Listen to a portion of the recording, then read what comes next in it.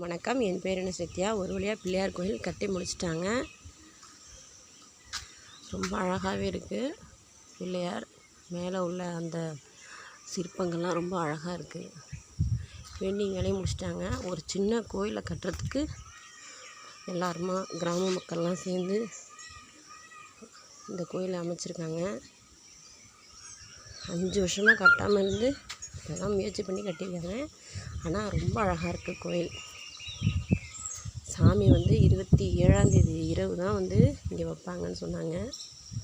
ரொம்ப அற்புதமாக இருக்குது. அமைதியாக இருக்குது. இங்கே வந்தாலே சாமி வந்தோடனே இன்னும் நல்லாயிருக்கும். கோயில் இல்லாத ஊரில் குடியிருக்கக்கூடாதுன்னு சொல்லுவாங்க. இப்போ நம்ம வீட்டுக்கு பக்கத்துலேயே கோயில் இருக்குது.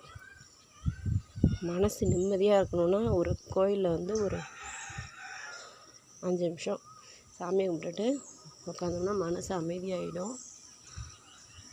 இப்போ உள்ள மக்களுக்கெல்லாம் ஸ்ட்ரெஸ்ஸு அதிகமாக இருக்குது அப்படின்னு சொல்கிறாங்க. எப்போ பார்த்தாலும் ஃபோனையே பார்த்துட்டு அந்த மாதிரி பொழுதை கழிக்கிறாங்க.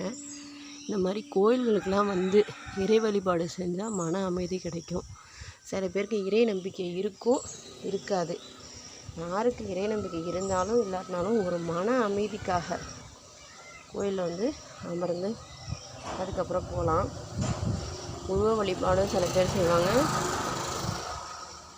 உருவ வழிபாடு இல்லாமல் சாதாரணமாக வழிபடுவாங்க. இறைவனை வழிபடுறதே மன அமைதிக்காக தான், மனசை ஒருநிலைப்படுத்துறதுக்காக தான். நீங்களும் வழிபடுங்க. நன்றி, வணக்கம்.